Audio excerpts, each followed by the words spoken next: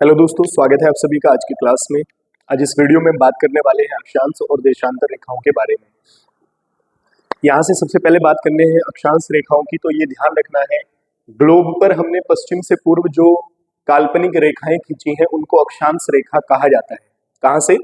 हमने जो है ग्लोब पर पश्चिम से पूर्व कुछ रेखाएं खींची हैं जिनको हम क्या कहते हैं, अक्षांश रेखाएं कहते हैं। और ये काल्पनिक है, कल्पना की है हमने माध्यम की, ठीक है। जिनमें तीन रेखाएं सबसे महत्वपूर्ण है जो आपने याद रखनी है। कितनी रेखाएं? तीन रेखाएं सबसे महत्वपूर्ण है जो आपने जो है याद रखनी है, ठीक है। सबसे पहले बीच में इसको याद रखेंगे आप, ये है 0 डिग्री रेखा। क्या है? 0 डिग्री रेखा, या इसको कहते हैं हम भूमध्य रेखा। क्या बोलते हैं? भूमध्य रेखा, या इसको विषुवत रेखा भी कहते हैं। क्या बोलते हैं? विषुवत रेखा, ठीक है। अभी बताएंगे क्यों खींची है, क्या है अक्षांश रेखाओं की विशेषता, हमने किस लिए इनको जो है खींचा है, क्यों कल्पना की है हमने इनको, ठीक है। उसके बाद आप जो है देखो, यहाँ से जब आप इसको ऐसे बनाते हैं 0 डिग्री रेखा को, तो इसके उत्तर में जो है उत्तरी गोलार्ध रहता है और इसके दक्षिण में जो है दक्षिणी गोलार्ध रहता है, ठीक है ना। उत्तरी गोलार्ध और दक्षिण गोलार्ध, यानी कि जो 0 डिग्री रेखा है वो पृथ्वी को दो गोलार्धों में बांटती है, उत्तर और दक्षिण में, ठीक है। अब यहाँ से जब आप शुरू करते हैं 0 डिग्री से, तो यहाँ पर आपका 1 degree, 2 degree, 3 degree, 4 degree, 5 degree, यहाँ से जब आप जाते रहेंगे तो लास्ट में जो टॉप है आपका वो आएगा आपका 90 डिग्री। कितना आएगा? 90 डिग्री, ठीक है। और इस गोलार्ध को हम कहेंगे उत्तरी गोलार्ध। क्या कहेंगे? उत्तरी गोलार्ध। लेकिन जब आप आगे बढ़ते रहते हैं तो यहाँ पर हमने जो है एक रेखा खींची है, वो कितने अक्षांश पर है? तो यहाँ से आप याद रखेंगे 23.5 डिग्री पर खींची है। कितना? 23 अपॉन हाफ पर खींची गई है। और इस रेखा को हम कहते हैं कर्क रेखा। क्या बोलते हैं? कर्क रेखा, ठीक है। ये आप ध्यान रखेंगे, यही वो रेखा है जो भारत के बीचों बीच से गुजरती है, आपको पता है इसका। उसके बाद जब आप जो है दक्षिण में 0 डिग्री से आगे चलते हैं तो 1 डिग्री, 2 डिग्री, 3 डिग्री, 4 डिग्री, जब आप नीचे जाते हैं तो यहाँ पर भी हमने जो है 23.5 डिग्री पर ही एक रेखा खींची हुई है जिसको कहा गया है मकर रेखा। क्या बोला गया है? मकर रेखा, ठीक है ना। तो तीन रेखाएं मुख्य हैं जिनको आपने याद रखना है। एक आपने कहा कर्क रेखा, दूसरा आपने कहा क्या? मकर रेखा, ठीक है। दो बातें याद रखना है आपने कि इन रेखाओं का निर्धारण किया क्यों गया है, क्यों खींची गई है ये रेखाएं। तो आपने ध्यान रखना है किसी भी किसी स्थान का पता लगाने, किसका? स्थान का पता लगाने, ठीक है ना। दूसरा, स्थान का पता लगाने के लिए दूसरी बात आप याद रखेंगे यहां से कि जलवायु क्षेत्रों को बांटने के लिए, जलवायु क्षेत्रों का विभाजन।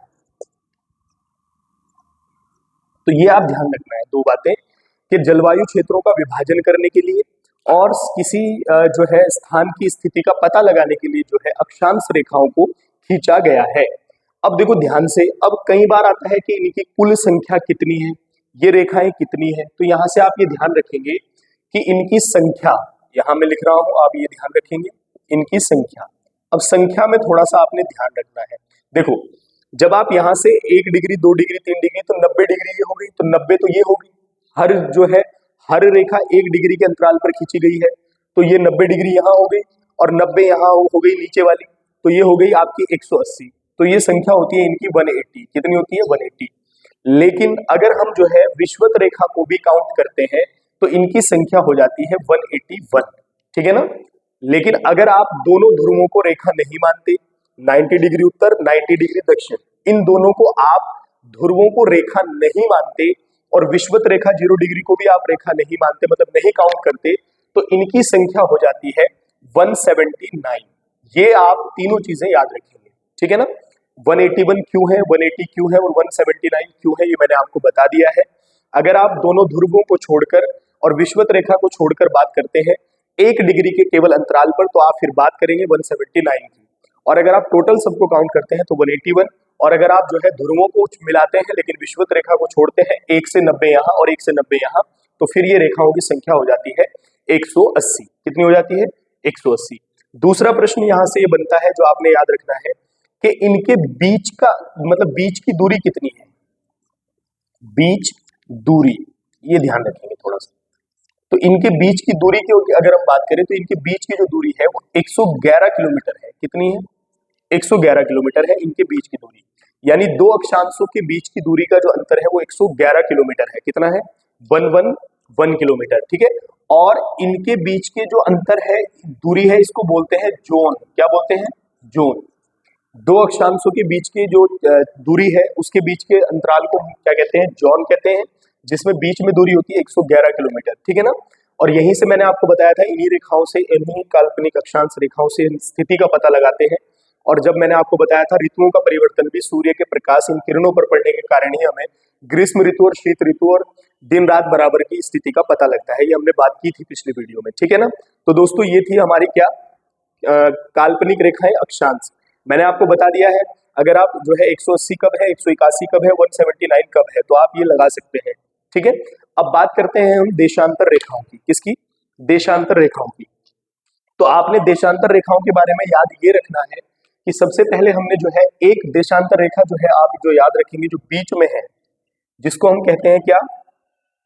0 डिग्री देशांतर। क्या बोलते हैं इसको? 0 डिग्री देशांतर रेखा, ठीक है ना।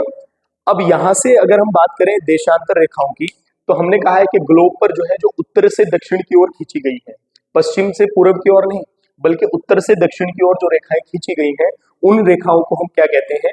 तो उन रेखाओं को हम अक्षांश रेखा कहते हैं।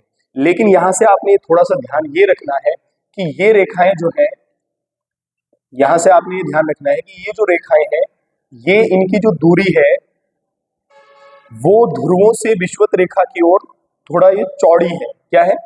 ध्रुवों से विषुवत रेखा की ओर इनकी जो चौड़ाई है वो क्या है? बढ़ जाती है, ठीक है। तो इस प्रकार से जो है हमारी देशांतर रेखाएं खींची गई हैं, ठीक है। यहां से आप ध्यान रखना, मतलब हम ये कह सकते हैं कि देशांतर रेखाएं जो है वो समांतर नहीं है, ठीक है।